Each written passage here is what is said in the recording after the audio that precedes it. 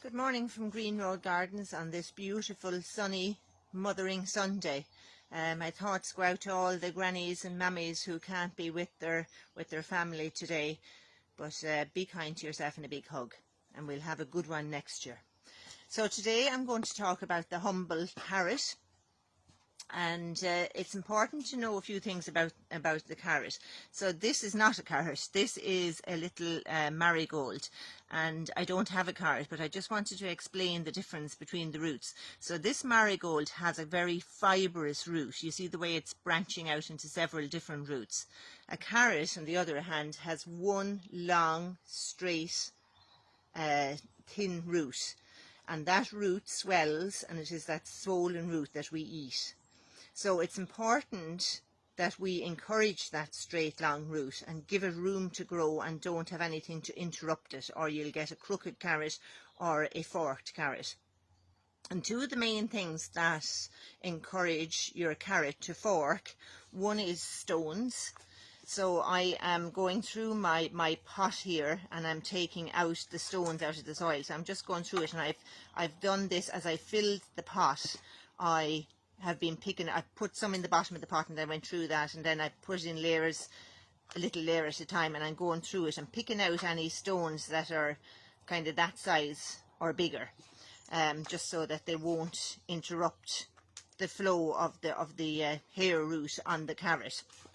So it's important also to give it a deep pot. This pot here I have on the stool in front of me is too heavy for me to lift up and show you, but something like this would be suitable. So you're looking for a deeper pot than you would normally sow things in, and if you're sowing them outside in the ground, just make sure that the bed is nice and deep and that the soil is free draining. So you could even put in a little bit of sand into it. The second thing that might make the carrot fork is manure. Now this could be in the form of some of your own compost, it could be dung, it could be that pelleted manure that you buy in a bucket. And what happens is, because this straight root is going down, and if it sees that there is maybe 3 or 4 little pellets of manure in different parts of the pot, it will look and it'll say, oh my God, which one am I going to have? And like most of us, it's greedy, so it'll decide, sure, I'll have all 4. And in that instance, what it does is it divides up its root and makes it fork. So they're the kind of carrots you don't want, because they're just too hard to peel and manage.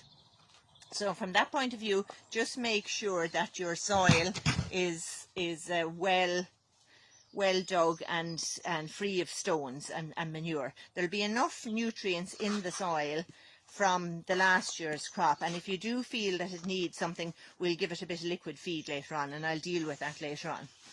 So sowing your carrots then, they're quite a small seed, and they don't like to be thinned out. And by thinning out, what I mean is that when you have too many, you can pull out some of them, but they have a very strong scent. Carrots foliage does, and there's a little fly that can sense that smell from miles away and come zooming in, and she lays her eggs beside the carrot plant, and her little babies go down and drill little holes in the roots and eat the root and render it pretty useless. That's the carrot root fly, so you don't want her. So one of the ways of getting to deal with that is not to sow your carrots too thickly, so that you don't have to thin them out. So how I avoid that is I get some sand, and I have enough seeds in here for this pot, so I'm just tipping those in there, and I'm going to mix them up well with the sand. So this will do 2 things. One is that it's going to spread out the seeds, and the other thing is that it's going to make it easy to see where I've planted.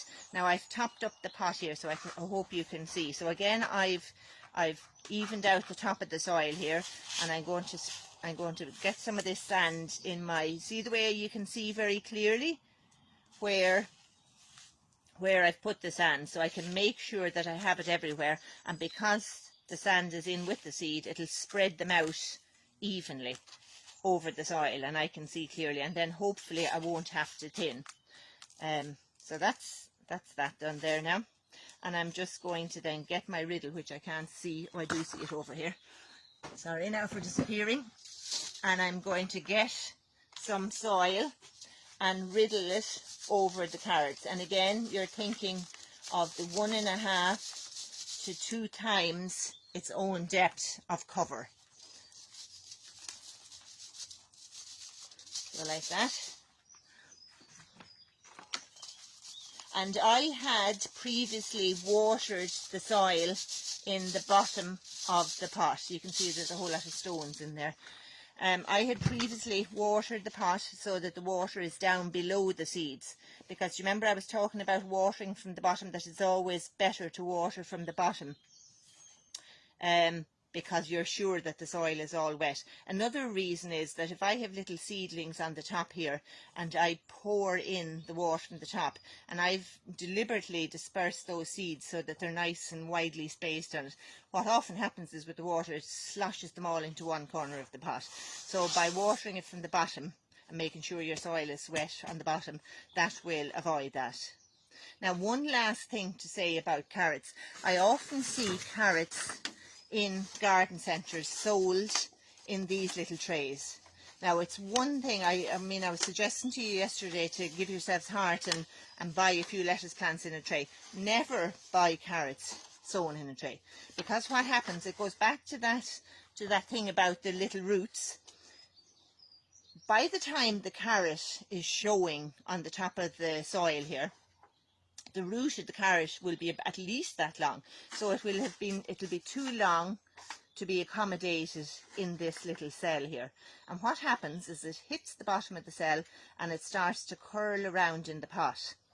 And not only does it curl around, but it gets entwined with all the other carrots that they've put in the same cell.